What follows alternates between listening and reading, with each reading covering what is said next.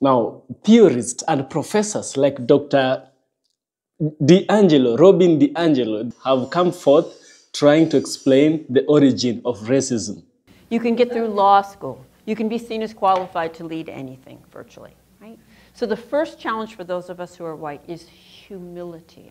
And finally, we don't tend to understand the systemic nature of racism. So let's just start there, and I'm going to do this the way that I always do this to explain the difference between personal prejudice that everybody has and systemic racism.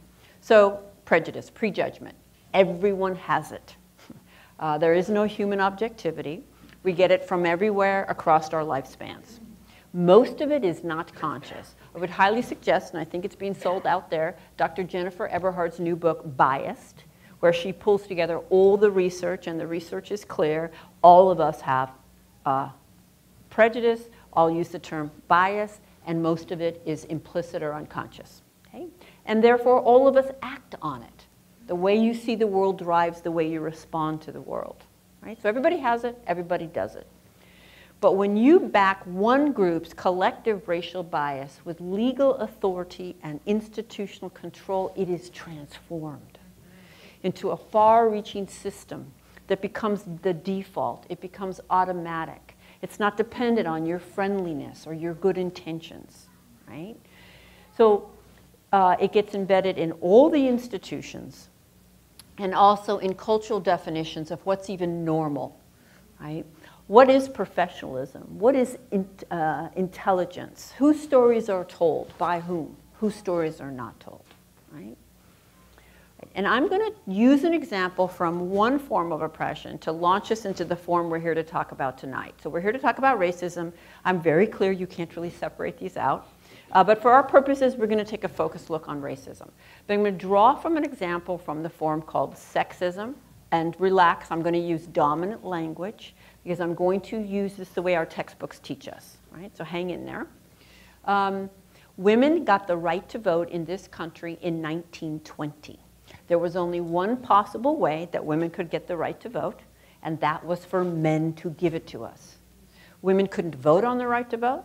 They couldn't even speak in many public forums to advocate for their right to vote.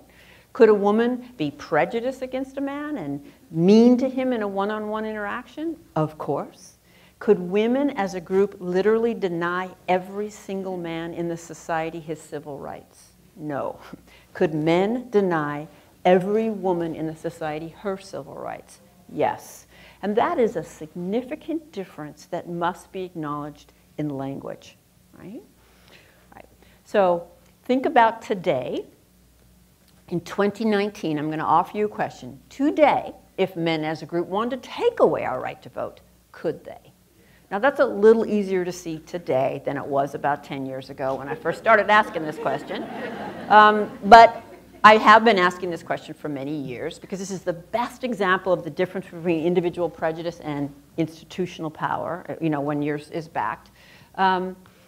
And most people, when I offer that question, there's confusion, they're not so clear. Some people are sure that they could, some are not, which is also part of how oppression works. So let me just show you some basic statistics from 2019. The Fortune 500 CEOs are 98% male. The 10 richest Americans are all men. 7 of them are the richest people in the world. I think economic power is probably the ultimate form. The presidency and the vice presidency has always been 100% male. The Senate, keep in mind we're celebrating the most diverse Senate Congress we've ever had. 75% male. Male, of Representatives, 70% male. The current cabinet, 84% male. U.S. mayors, 80% male. U.S. governors, 84% male. Federal judges, 87% male. Police officers, 85% male. So I'll just ask you again, if they wanted to.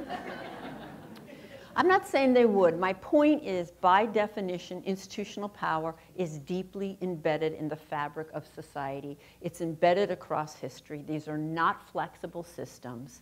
Heads up, we live in patriarchy.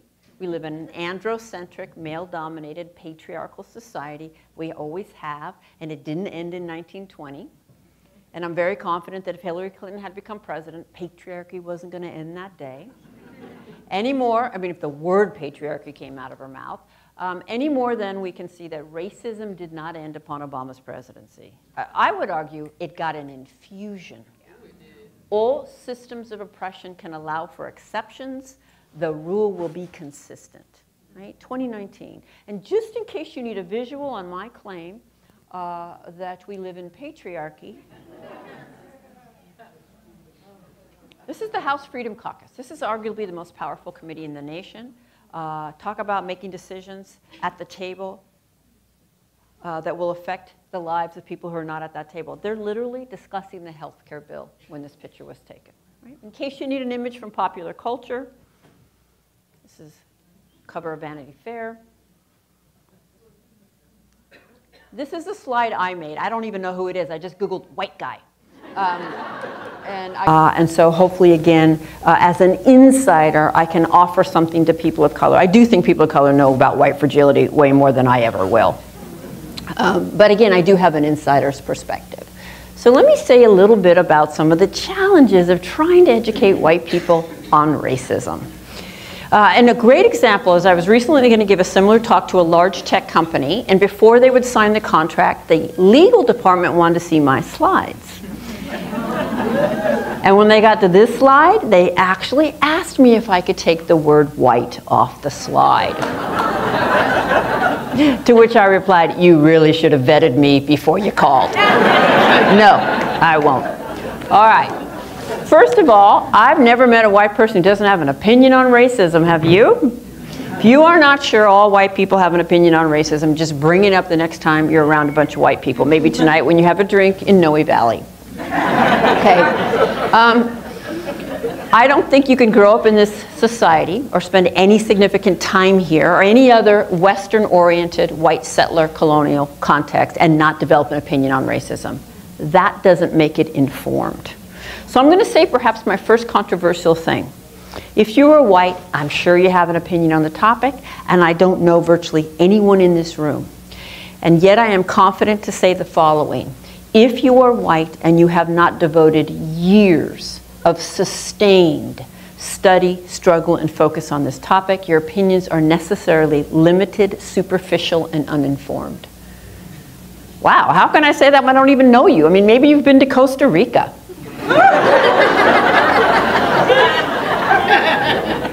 Maybe you have multiracial nieces and nephews. Maybe you were in Teach for America. I can say it because nothing in dominant culture gives us the information we would need to have an informed opinion on arguably the most complex, nuanced social dilemma for the last several hundred years. For example, you can get through graduate school in this country without ever discussing racism, can you not? You can get through teacher education. In white, I'm sure you have an opinion on the topic, and I don't know virtually anyone in this room. And yet I am confident to say the following. If you are white and you have not devoted years of sustained study, struggle, and focus on this topic, your opinions are necessarily limited, superficial, and uninformed. Wow, how can I say that when I don't even know you? I mean, maybe you've been to Costa Rica.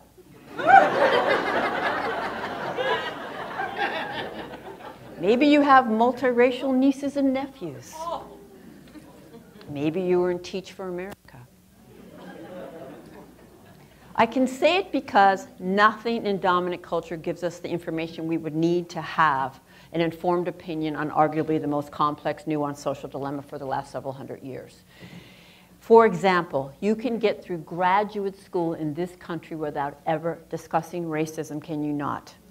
You can get through teacher education in this country without ever discussing racism. And if you're in a progressive teacher education program, you'll have one required course, multicultural of some sort.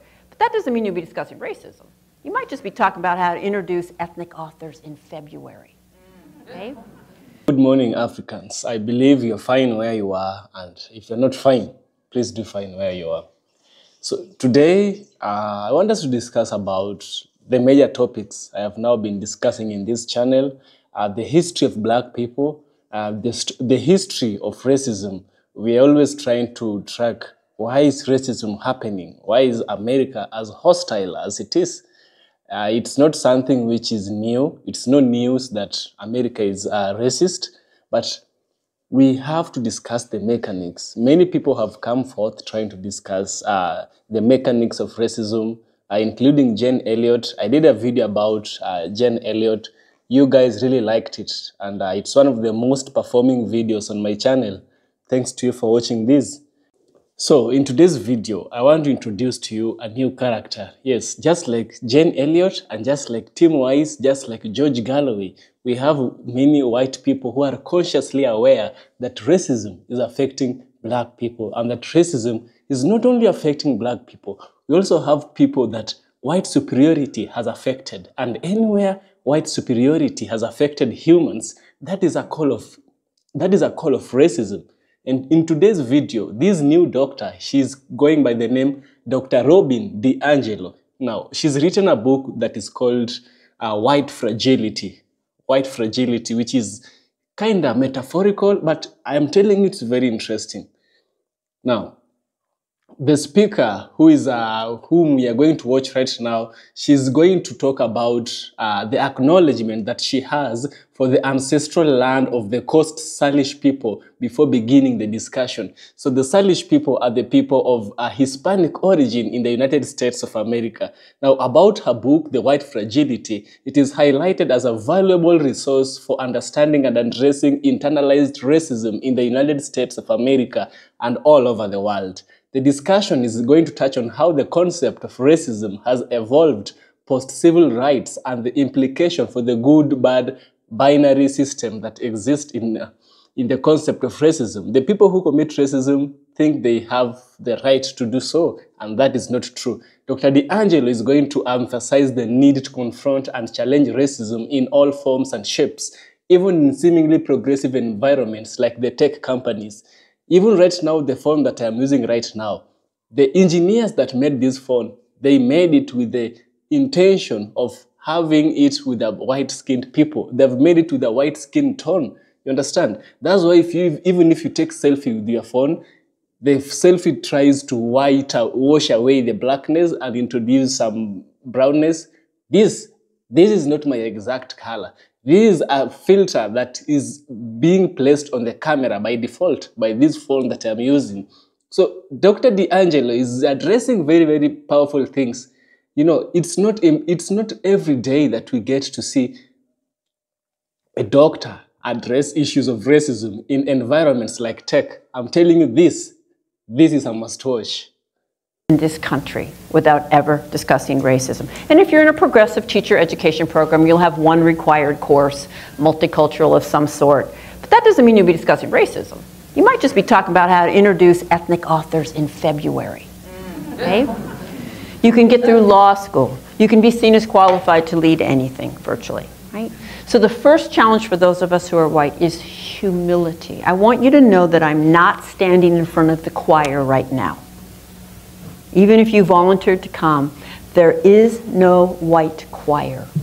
I am not the choir. And the moment I think I'm the choir, I'm going to be complacent and arrogant and probably defensive about any suggestion that I might not be as much of the choir as I think that I am. Right? Second challenge is that if I do a good job, this won't be comfortable, particularly for the white people in the room, for the whole time. The status quo is racism. And as a white person, that's comfortable for me virtually 24/7. So I'm not here to uphold that. I want to unsettle that because we will not get where we need to go from a place of white comfort. The key is what we do with those moments of discomfort if I manage to stimulate them. We can certainly use them as a way out. We can also ideally use them as a relatively rare way in. Why does this unsettle me? What would it mean if it were true? And there are two places where white people begin to get uncomfortable when I give a talk, whether you can consciously articulate it to yourself or not. The first place is how often I'm going to say the word white. So prepare yourself, about 100 times. And we're not used to being seen racially. Right? We're not used to having people proceed as if our race has meaning. And the second place where we can begin to get uncomfortable is that I am going to challenge the very precious ideology of individualism. And I'm going to do it by generalizing about white people all night long. And you're going to be just fine. Okay? It is a very precious ideology. In general, I'm talking about the white collective, we don't like to be generalized about. And so, just so you know, if I thought it was racist to generalize about white people, I wouldn't do it, so you don't have to send that email. You can actually ask yourself, well, might I be missing something if I don't understand it? Right? Rather than she must be doing that wrong. Okay? Yes, we are individuals. Of course. And I couldn't possibly hold every person's story in this room, even if I wanted to. We are also members of a social group. By virtue of our membership in this social group, we could literally predict whether you and your mother were going to survive your birth, regardless of your age. We can predict how long you're going to live because you're a member of this social group. There's a collective experience to being white. There are shared messages. We are all swimming in the same water, right? And just like gender, the way you respond to gender socialization, your challenges to gender socialization, you may have them. There's variations, but nobody can avoid dealing with gender socialization and responding to it. It is the same with racial socialization, right? So every moment that you want to exempt yourself, try this. All right, she's saying most white people X. I was a Y. Okay, good for you. Okay, you were Y. Most are X. How did Y set you up into the racial hierarchy you live in, swim in, grew up in, breathe in, right? It sets you up differently than X set me. Got this, and I've got, oh, that's a good one. If you have young people in your life, and if you have kind of self-awareness yourself, you know that children are deeply shaped by films, by media, by imagery and marketing, right? The way that they think about the world and understand the world. And all of us pretty much have been deeply shaped by film. Those who write and direct film are our cultural narrators, and they shape how we see ourselves and how we see ourselves in relation to other people. And of the 100 top grossing films of all time across the world disseminated from the US, 99 were directed by men. And 95 of them white. Institutional power is the ability to disseminate your worldview to everyone and to shape how they see themselves, how they see you, how they see themselves in relationship to you. To tell the story of the other when you are not in relationship with the other, when you don't know the other. To be able to represent the other and to do it and position yourself as simply telling universal human stories, not from any particular position. So that Mike Lee is a film director who makes films about the human condition, and Spike Lee is a black film director who makes films about black issues. So Facebook puts these things out on holidays. This one came out to commemorate the anniversary of women gaining suffrage. And then some folks did this. Which women got access to the vote in 1920? Yeah, white women. So another dimension of institutional power is that your group's experience is held up as universal. So while we were oppressed as women, we were certainly privileged as white. There is no more universal woman's experience than there is a universal human experience on the physical plane where we live in the here and now. Right? And that recognition, I'm sure many of you know, was termed by Dr. Kimberly Crenshaw intersectionality. Right? All right, so legal authority and institutional control is what transforms people's prejudice into a far-reaching system. So let's look at race in 2019, right? So the presidency and vice presidency, 100% white. The US Senate, 91% white. I just have to point out again, the most diverse Congress we've ever had.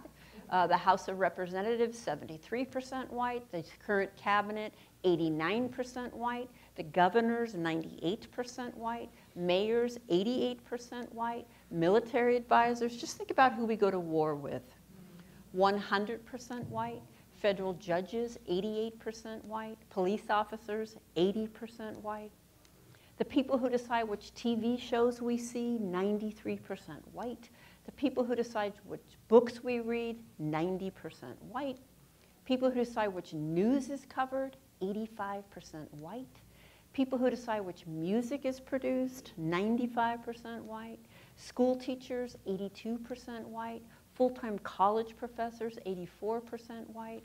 Owners of men's pro football teams, 97% white. Owners of men's pro basketball teams, 98% white. The players, 75% black. Right? And yet, what is the definition of a racist, of what it means to be racist in the mainstream? Right? Well, it's an individual, always an individual, not a system, who consciously does not like people based on race. Apparently, if it's not conscious, it doesn't count. And is intentionally mean to them. It also has to be intentional to count. Individual, conscious, malintent across race. That is a racist. And I don't know that you could come up with a better definition to protect the system of racism than this one.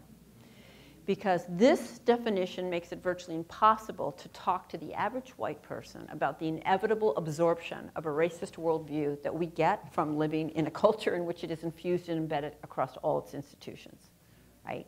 I think that this definition is the root of virtually all white defensiveness on this topic. Have you guys noticed any white defensiveness on this topic?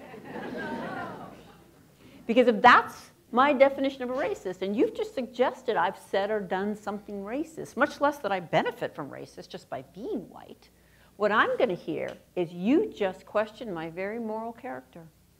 And now I need to defend my moral character, right? And I will, right? So racism is a system, not an event. It certainly occurs in specific moments that we can identify, but of course it's 365, 24/7. It's the system we're in. And part of being raised as a white person in this society has been to be raised to be what I think of as functionally illiterate on this topic. I had opinions, I spouted them freely, I cringe today when I think about that. And part of gaining literacy, and of course that is a lifelong process I will not be finished with, part of gaining literacy has been to understand the kind of collective dimensions of racism, but also how different groups of color get set up differently. So what's in my head about indigenous peoples is different than what's in my head about Asian heritage people, and that's different than what's in there about African heritage people. I have different levels of comfort and anxiety and interest, etc. And therefore, those groups have different experiences, okay? And it's very important that we break that down and that we learn those histories and those struggles and those stereotypes and those experiences. So I want to be really clear. All peoples who are not perceived or defined as white experience racism. And they experience it in shared ways, and they experience it in ways that are different depending on their group and its position to whiteness. Having said that, after 20 years of doing this work, I feel very clear about the following. There is something profoundly anti-black in this culture. And in the white mind, black people are the ultimate racial other. We have the most energy about black people. We have the most resentment and anxiety about black people. And when I have a very short period of time with white people, and I want you to get in touch with your early messages, I ask you to think about black people, right? And anti-blackness, there are poles, right? White is here and black is here. And I don't have time to get into it, but there is no white without black. There's a deep need for white, the white collective. There is no superiority without inferiority, right? So there are poles. And anti-blackness cuts across all groups, including black people. The darker you are, the more compounded the oppression. And while I'm here to challenge white people and our complacency, there's a very sensitive couple questions I think peoples of color have to ask themselves. One, what does anti-blackness look like in our group, and who have I aligned with? Right? So having mentioned history, anti-Blackness, it's a system, I want to just give you one glance at the trajectory of anti-Blackness since the beginning of this country to the current time to illustrate those points.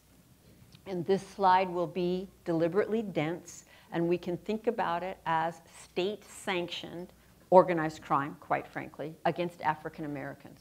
And it begins with kidnapping and 300+ years of enslavement, torture, rape, and brutality, and it carries on. About 1/4 of the way in here, bans on testifying against whites, and you are in my lifetime.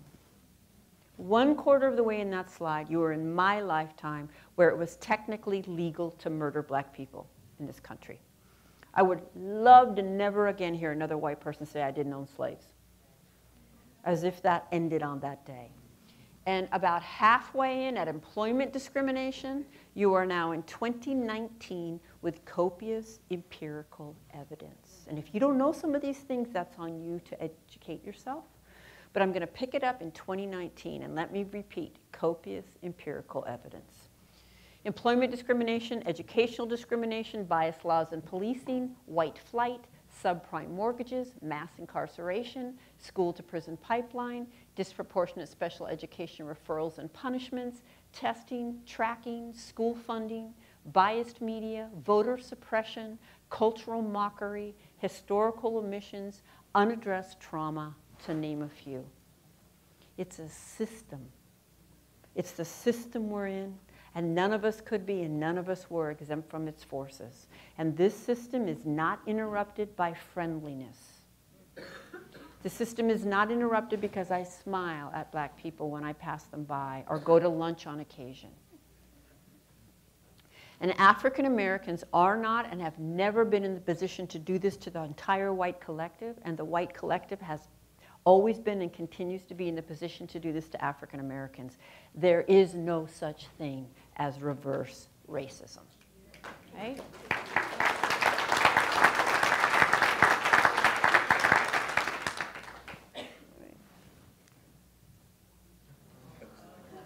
It's a system. All right, now, I know I'm going to need to update this picture pretty soon here. But I can't let go of it yet, because when I saw it, I mean, you can just take a wild guess how I feel about Paul Ryan, but that's not why I picked it. When I saw this picture, I just said, this is what it means to be white. These are his incoming interns. These are our future politicians. These are the people who will sit at the tables making decisions about the lives of those who are not at the table and who they have not been taught are valuable to know or consider or understand. I want you to imagine the neighborhoods they likely grew up in, right? The schools they likely went to, the teachers they likely had, the friendship circles, their wedding albums. And now imagine that these are our future medical researchers. These are our future school teachers. These are our future social workers, right? Our future lawyers, etc., right? And this is the position from which white people claim we're objective on race. Yeah. Just get that image back in your mind of that history slide, and then just look at this. This is last year's college champion Jeopardy playoffs. So those are our best and our brightest, soon to be certified as highly educated from our institutions of higher learning. And that's the board at the end of the grand champion round. So as we can see, there was one category, not one of them touched. Clearly the most difficult. Nobody was going to risk losing the grand championship.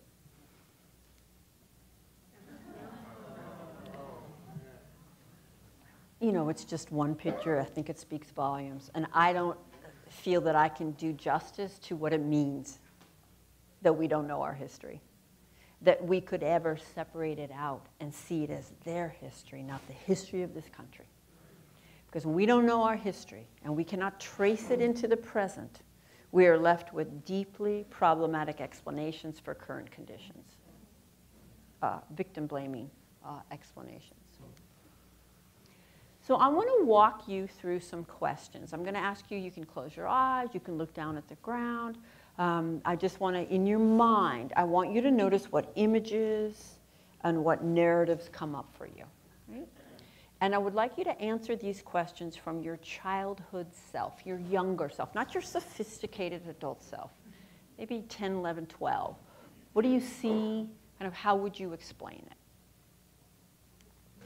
So how racially diverse was your neighborhood growing up?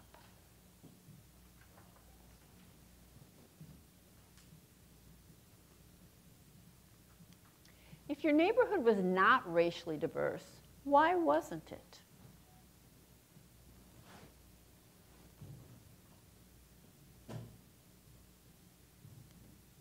Where did people of different races than you live? If they didn't live in your neighborhood, where did they live?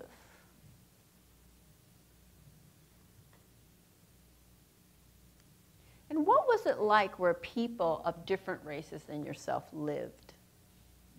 And how did you know?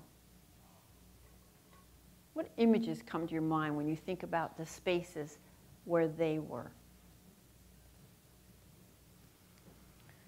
And why didn't you live in the same neighborhood? Why don't we live in the same neighborhood?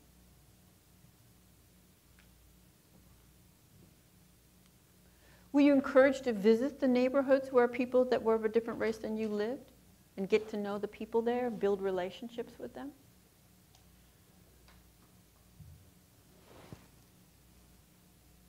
Or were you discouraged from doing that? And if so, how? How was that conveyed to you? What were the characteristics of a good school? What makes a school good?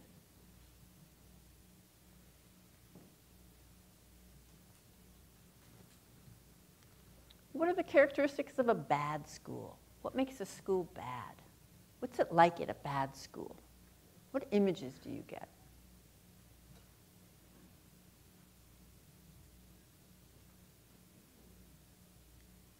Did your parents care about what kind of school you went to? Did they have any energy about that? And if so, why?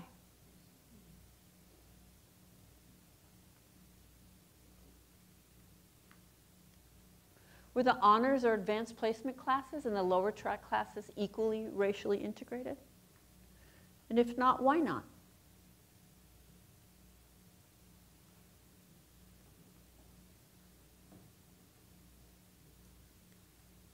How often have you had a teacher or professor of your own race, or races if you're multiracial?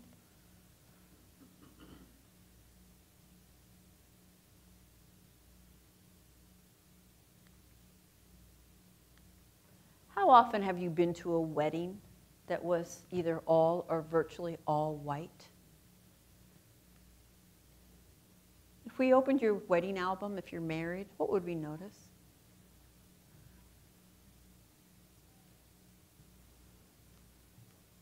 How often have you been to a funeral that was virtually all white or all white?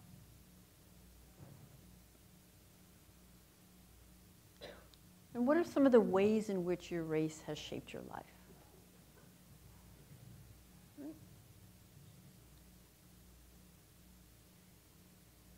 So I asked these questions to get to the earlier messaging. I have a pretty good idea of the patterns of, that rose up as you thought about them.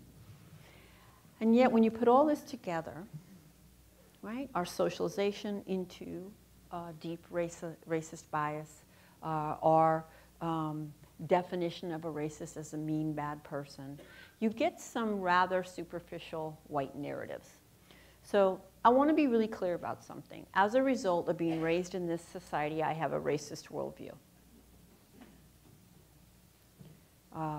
I have racist biases. I have racist patterns that have developed as a result of that.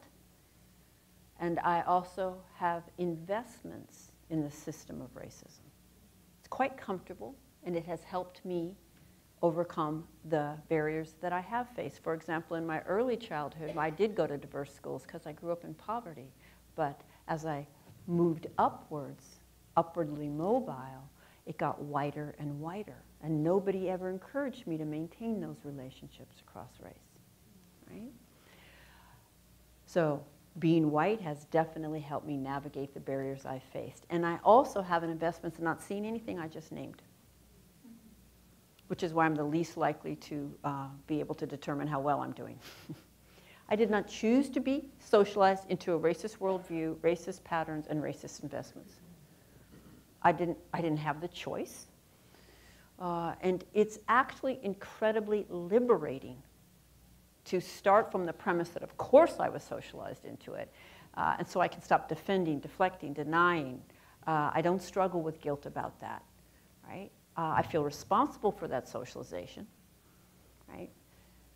So starting from that premise actually is liberating because I can just get to work trying to identify what it's looking like in my life, in my relationships, and in my work. But not starting from that premise leads us to say some rather superficial things. So Darlene acknowledged that my area of scholarship is in critical discourse analysis, and that is the critical examination of language.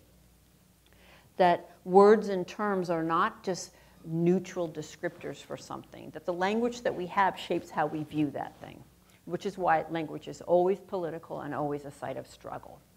And as I listen to the things that white people say when the topic of racism comes up, I literally got this image in my mind of a dock. And it signifies two things. One, how superficial this is, what we say. But also, if you look at the dock from up above, it looks like it's just floating on the water, right? But it's not just floating on the water. It's resting on an entire structure that's submerged underneath that props it up. And everything I do in my work is to try to get us off the top and get under there and look at that structure, because despite what's on the top, our outcomes are not changing, right? And so I kind of think of them in two sets, colorblind and color celebrate. Probably the number one of the colorblind is I was taught to treat everyone the same. Anybody ever heard that one? Some version of I was taught to treat everyone the same? Okay, you ready? Not one single person in this room was taught to treat everyone the same. You weren't. You don't. You couldn't. And you couldn't be taught to do it. You could be told to do it. I could lecture you to do it. You don't do it. You can't do it. You don't even want to do it because people have different needs. So when I hear this from a white person, there is a bubble over my head. It's got a couple things in it. One, oh, this person doesn't understand basic socialization. This person doesn't understand culture. God, this person is not self-aware. And I just need to give a heads up to the people, to the white people in the room, and I'm going to look at Darlene, because Darlene will call me if I miss it here. To the white people in the room, when people of color hear us say that, they're generally not thinking, all right, I'm talking to a woke white person right now. No? All right, I got that? All right. Usually some version of eye rolling is going on, and a wall is going up. Erin Trent Johnson is a black woman I often co-lead with, and she says, when I hear that from a white person, what I'm thinking is this is a dangerous white person. This is a white person who's going to need to deny my reality. It's just not doing what we think it's doing. Right? That's the colorblind. Now we've got the color celebrate. Oh, I work in a very diverse environment. I bet that one's popular in Oakland.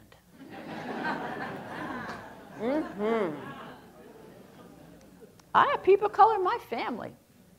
Me, I'm not racist. I live in Oakland. Okay? That one gets used interchangeably with I'm not racist, I'm from Canada. I'm not racist, I'm from Germany. I'm not racist, I was in the military. Okay? Sociologists actually have a term for this one. It's called the inoculation case. I've been near people of color, it stripped me of all my racism. I'm always like, wow, you walk by people of color and you didn't lose your shit. Okay, that's amazing. All right. I want you to notice how often white people invoke proximity as their evidence of a lack of racism.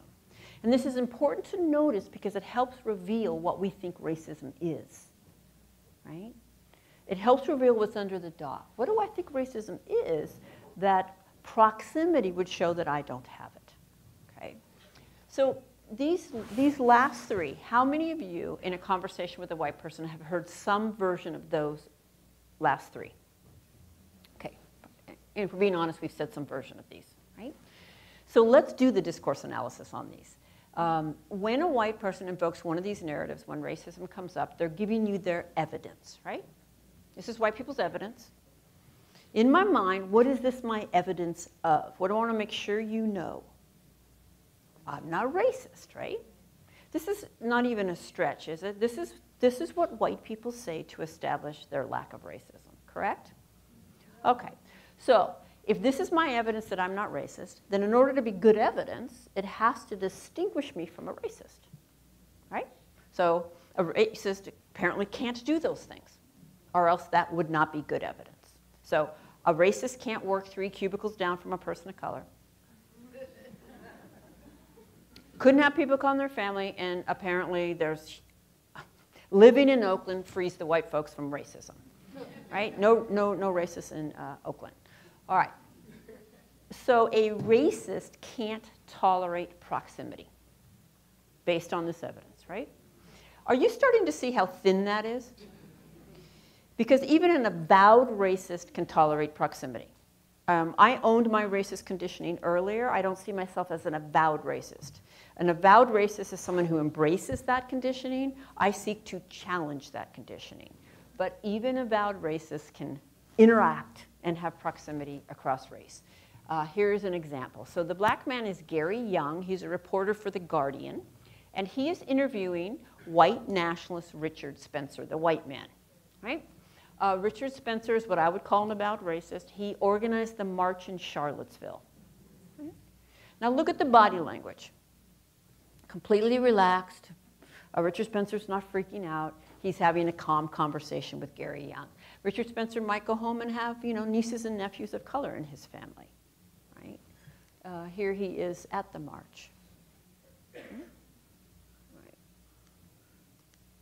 Children are so much more open, right? Of all the things I say, this is probably about the hardest, what I'm about to say. The research is very clear that by age 3 to 4, all children who grow up here understand it's better to be white. No child misses the message. And it's not a singular, isolated message. It's not dependent on some mean person. That message circulates 24/7. And they know it, and they absorb it. And when we project this racial innocence on them, we leave them unattended to it. They can't resist it. So Frozen, for me, is a great example for the younger and for the teen years. This is last year's top 5 runners-up for Miss Teen USA. No little girl misses the message. And yes, they are 5 different girls.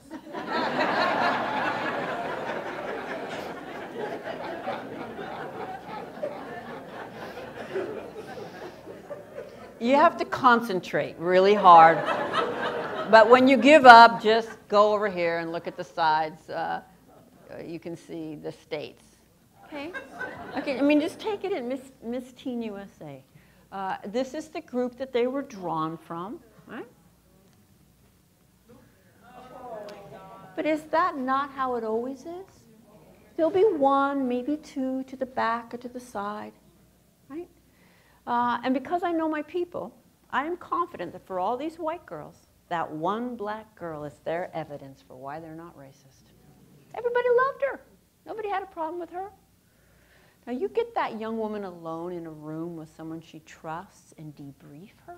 I can't imagine what that experience was like for her. But I want to move these white girls way past were you or weren't you friendly to the black girl. If you were friendly to the black girl, you're free of all racism. I want to move them to a really different place, which is what's going on here? How does it keep getting reproduced? How have you been shaped by it? And what role will you play going forward to reproduce it yourself if you can't see it or understand it? It's just a very different question. I was in the Peace Corps. I'm going to Teach for America. I'm a minority myself. I marched in the 60s. I was on a mission in Africa. I've been doing this for years. So I'm going to ask another set of rhetorical questions. These are the white progressives, evidence to my dear friend Darlene. Darlene, could a racist work 3 cubicles down from you? Even one who doesn't think they're racist? Even one on the equity team?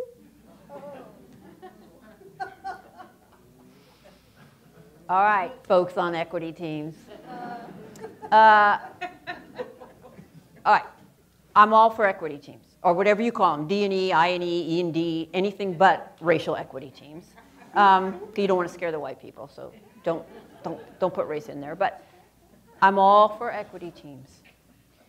But I also need to say that some of the most gatekeeping, obstructionist white people are on equity teams and in equity work. Right? And I have been in many equity teams where most of our energy was spent strategizing how to get around another white person on the equity team. So I just want to be clear that, of course, there are some very constructive people, white people in those teams. The key is it doesn't certify you. Nothing certifies you. It's the complacency and the arrogance, right? Which, of course, sets up defensiveness. Right?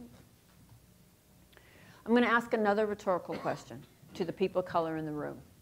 Do you have white people whom you love dearly and who on occasion reveal a racist worldview to you? Yes. Okay, white people, did you hear that? Yeah.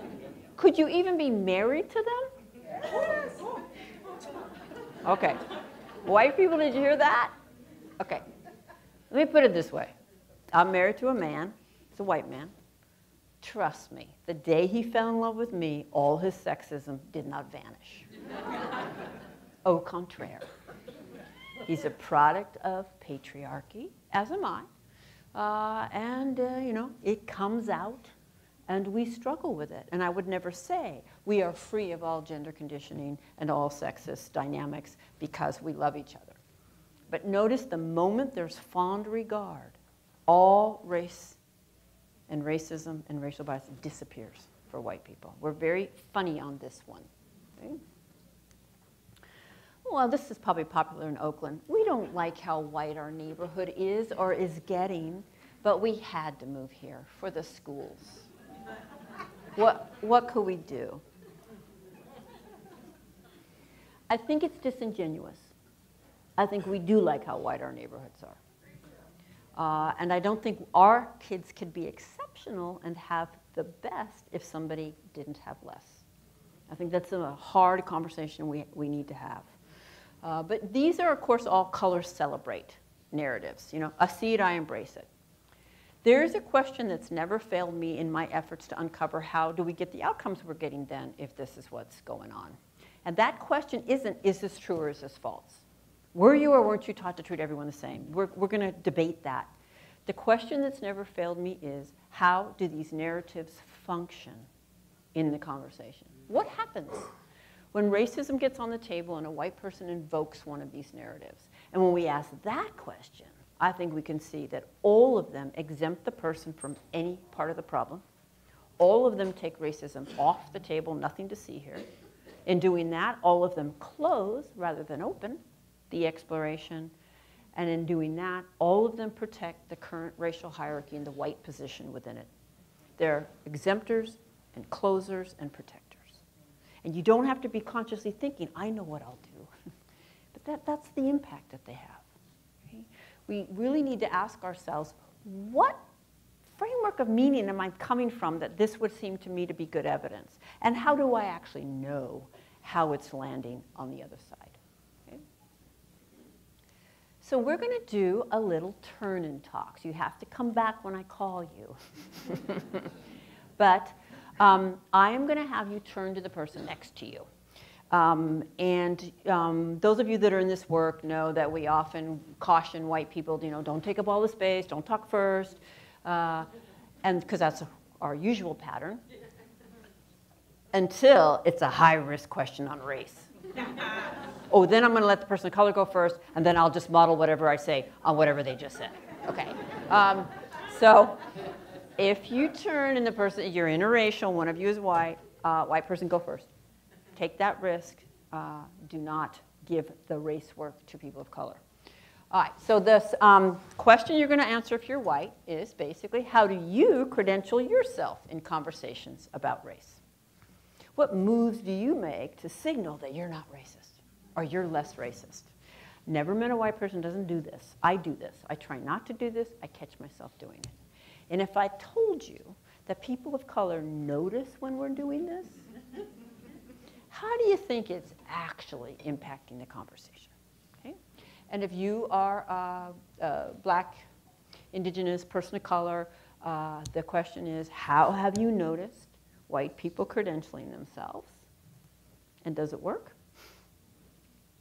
And just before I forget, a group of people had asked if I could go out for a drink after the talk, and I can't do that because it's Monday night.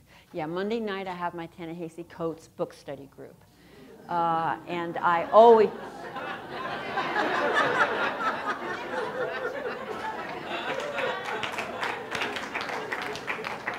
I always follow it with a double feature of Black Panther and Get Out. My 5th time, actually. And now I have to add Green Book, so I'm just booked. I'm not going to be able to go out for a drink, but I just gave you 4 more moods. So could be something I've named, could be something, but just how do you do it, and what do you think about it now? Okay, so just give you a couple minutes. All right, welcome back. Yeah, welcome back.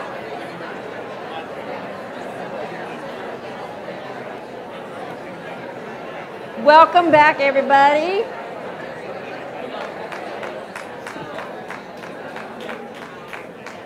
Thank you. Obviously, I can't give you the time that I'd love to give you, so keep thinking about this one. And about now, if you're white, you might be thinking, holy shit, I can't do anything and get this right. And that's true, actually. You can't. So that can never be the reason for not staying in the struggle. I think the guidance I would offer is show, don't tell. Right? If it's truly integrated in the way you see the world, it will come through. It will be there. You don't have to be driven by anxiety and urgency. Because whenever I'm driven by racial anxiety and urgency, odds are it's going to land problematically on the other side. Right?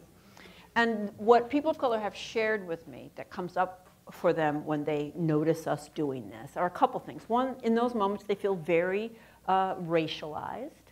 They see us saying things and acting in ways we're not acting when we're with other white people, right?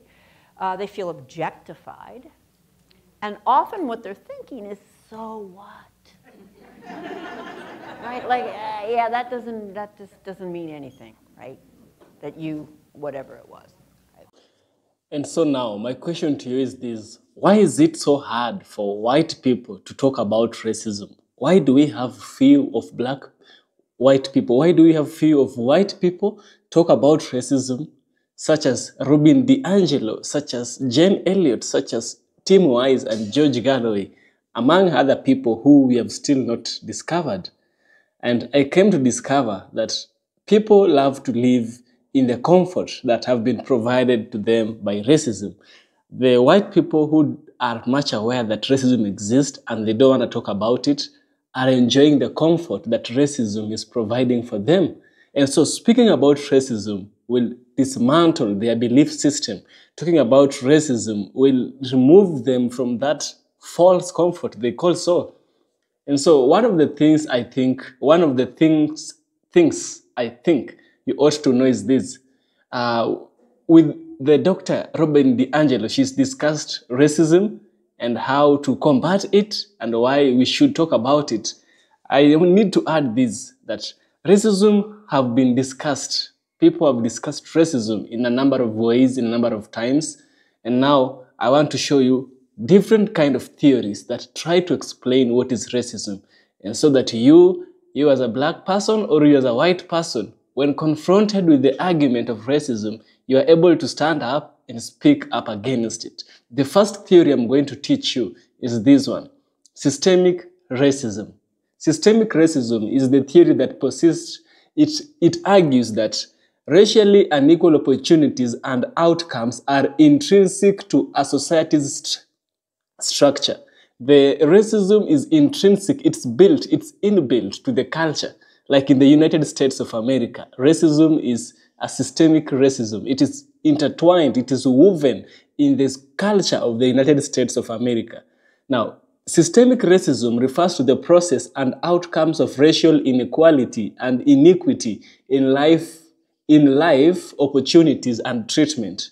Systemic racism operates with or without intention, affecting institutional structures, societal norms, individual mental frameworks, and everyday interactions.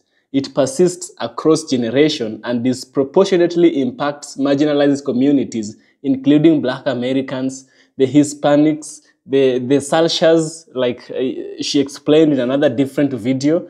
You understand? Now, the second theory that explains racism is the critic race theory. If you like, you can call it the CRT. The CRT is originating as a field of legal study in the 1970s. CRT examines how race intersects with the law, power, and social structures.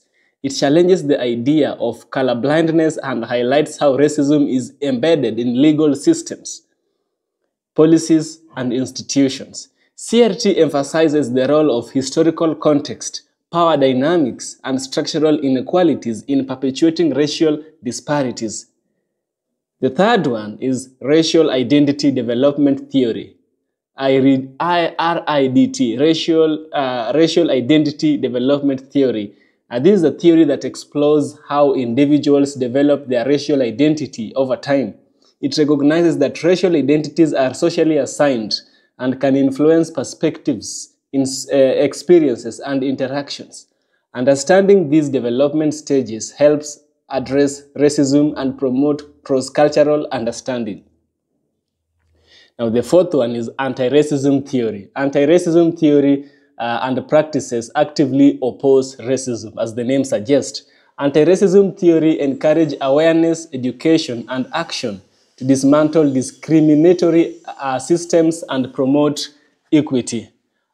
Anti-racist theory works to challenge biases. It advocates for policy changes and it fosters inclusivity. The last one in my theory, and something that she has really talked much about, is racial capitalism. This theory examines the intersection of race and capitalism. It argues that capitalism exploits racial differences, reinforcing economic disparities. Racial capitalism considers how historical processes, labor markets, and wealth accumulation intersect or intermarry with race. That was the works of the Dr. Robin DiAngelo. You can tell that she's a white person and she's very much educated. She might have grown in an environment where people are racially, you know what happens with racism, racially profiled. Now, I want us to see what we can learn about Robin DiAngelo, a brief discussion about Robin DiAngelo.